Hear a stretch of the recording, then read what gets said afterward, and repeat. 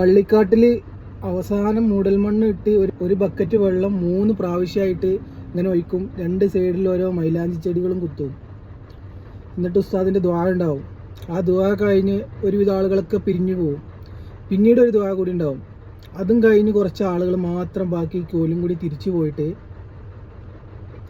പുറത്ത് പള്ളിയുടെ പുറത്ത് ഇങ്ങനെ നിൽക്കുന്നുണ്ടാവും മക്കള്.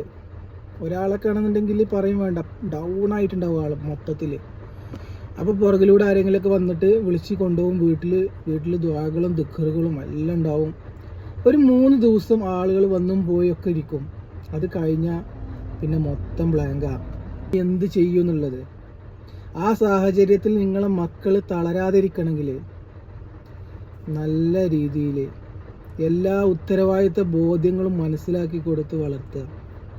ഇന്ന് ആ സമയത്ത് നിങ്ങളെ കുടുംബം നല്ല രീതിയിൽ പോകും. ഇല്ലെങ്കിൽ ബുദ്ധിമുട്ടാണ്. പെട്ടെന്നുള്ള മരണത്തെ തൊട്ട് റബ്ബ് കാക്കട്ടെ നമ്മളെല്ലാവരും. ഇൻഷാ അല്ലാഹ്. അസ്സലാമു